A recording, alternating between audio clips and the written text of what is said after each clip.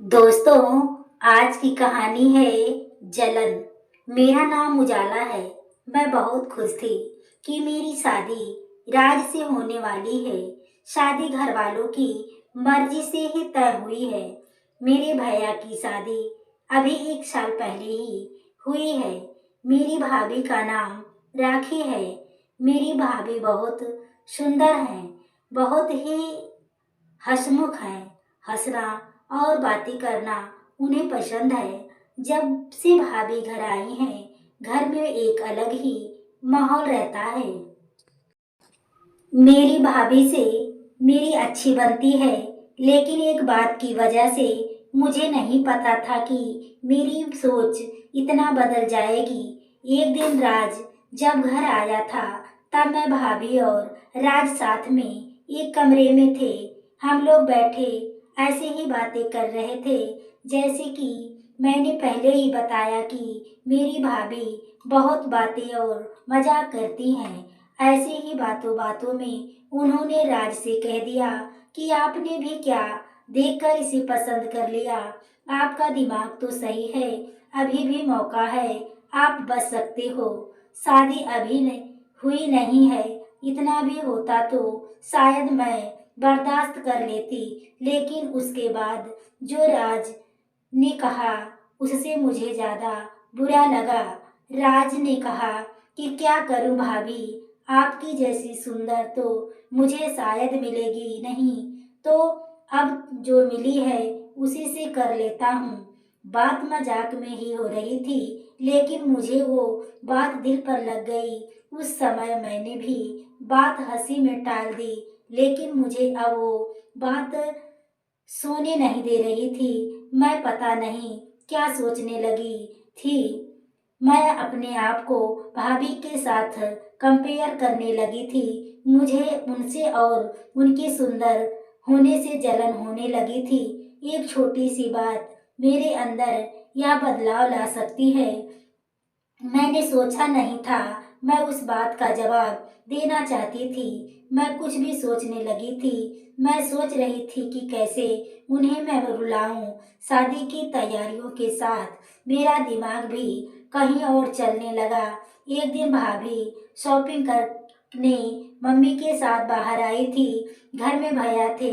मैंने सोचा था कि भैया को कुछ ऐसा कहूँ जिससे इन दोनों के बीच में झगड़ा हो, थोड़ी कहासुनी हो, भाभी थोड़ी परेशान हो। उस समय मैं बस इतना चाहती थी, लेकिन मुझे नहीं पता था कि मेरी उस बात से उन दोनों की जिंदगी में जहर घुल जाएगा। भैया भाभी को फोन लगाकर पूछ रहे हैं कि कब तक आओगी। भाभी ने कहा बस कल ही आ रहे हैं। भैया बोले कि पहले भी यही बोला था, अभी भी या कब तक आओगी। मैंने उस बात को पकड़ लिया और भैया के फोन रखने के बाद मैंने कहा कि खूबसूरत लड़कियों की बात का कोई भरोसा नहीं होता। भैया पता नहीं क्या क्या छुपाती हैं, क्या झूठ बोलती हैं। आखिर वो भाई तो मेरे ही थे। उन्होंने भी मेरी इस बात को पकड़ लिया।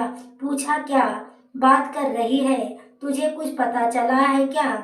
मैंने जानबूझकर ऐसा दिखाया कि मैं कुछ जानती हूँ और उनसे छिपा रही हूँ। मैंने कहा नहीं, कुछ नहीं, मैं तो बस ऐसा ही बोल रही थी।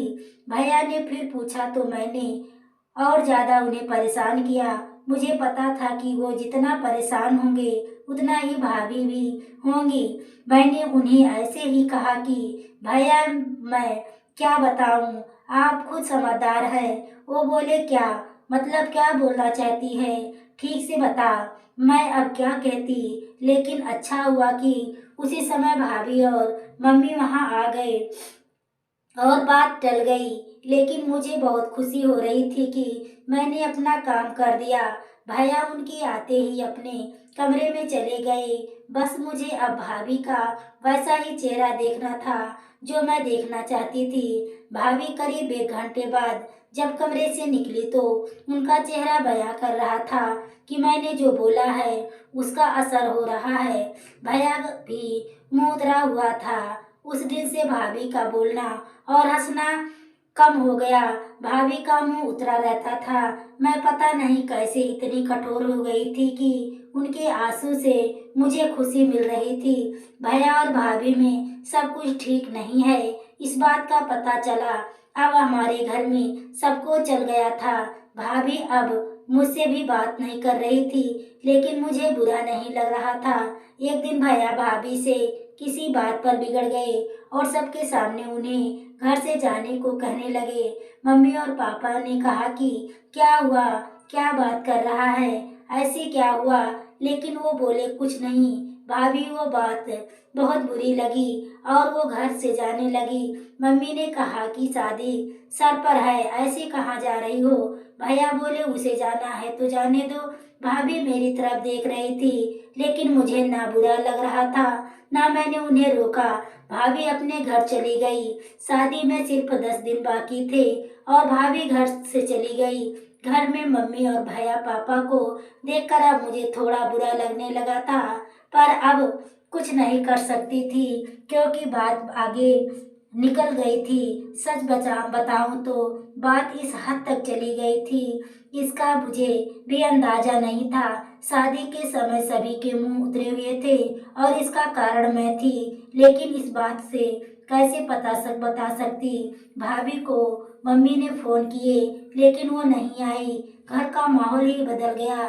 भैया से भाभी पूछ रहे थे कि ऐसा क्या हुआ, लेकिन वो भी कुछ नहीं बता नहीं रहे थे। घर की रौनक ही चली गई थी। शादी की एक दिन बचा था और भाभी अचानक ही वापस आ गई। भाभी को देखकर मम्मी खुश थी। मैं अभी भी भाभी से बात नहीं कर रही थी। सोच रही थी कि किस मुंह से बात करूं। मेरी वजह से भाभी इतना परेशान जो हुई। भाभी खुद ही मेरे पास आई। मैंने बोला आप आ गई। वो बोली हाँ। मैंने सोचा कि अगर मैं नहीं आती तो तुम्हें तैयार कौन करता। भाभी ने ऐसा कहा तो मैं रोने लगी। भाभी ने कहा मुझे तुम्हारे भैया की बातों का इतना बुरा नहीं लगा। ठेस तो मुझे तुमने पहुंचाई। मैं घर से भी तुम्हारी वजह से गई थी। मैंने सोचा था कि तुम मुझे फोन करके बुलाओगी, लेकिन तुमने ऐसा नहीं किया। मुझे नहीं पता था तुमने ऐसा क्यों किया, लेकिन मैं तुम्हें एक बात समझाना चाहती हूँ। अब तुम्हारी शादी होने वाली है, तुम दूसरे घर जाओगी। कुछ ऐसा मत करना जिससे बाद में तुम्हें पछतावा हो। मैंने भाभी को कहा कि मैं भैया को बता देती हूँ कि वो मजाक था। भाभी बोली तुम उसकी चिंता मत करो। उन्हें अगर अपनी पत्नी पर विश्वास नहीं होता तो वो उनकी गलती है, तुम्हारी नहीं। उनसे निपट लूंगी। शादी का समय है, तुम खुश रहो। भाभी के आते ही घर में रौनक आ गई। इस गलती ने मुझे बहुत कुछ सिखाया। मेरी अंदर की जलन और ईर्ष्या को खत्म कर दिया। मेरे अंदर एक डर पैदा कर दिया कि मैं कहीं गलती से भी किसी के साथ कुछ गलत ना कर दूं। भाभी मेरी जैसी नहीं है, मुझे पता है वो भैया को भी संभाल लेंगी। मैंने भाभी के साथ इतना कुछ किया, लेकिन उन्होंने अपना फर्ज नहीं भूला था। यह बताए कि यह सब मेरी गलती है। ऐसी भाभी सभी को मिले। दोस्तों कहानी आपको कैसी लगी कमेंट करके जरूर बताइएगा। कहानी पसंद आई हो तो प्लीज़ वीडियो को लाइक और शेयर करें। चैनल पर पहली बार आए हो तो चैनल को सब्सक्राइब करें। आगे के नोटिफिकेशन के लिए बेल आइकन को जरूर प्रेस करें। पूरी वीडियो देखने के लिए आपको तहे दिल से धन्यवाद।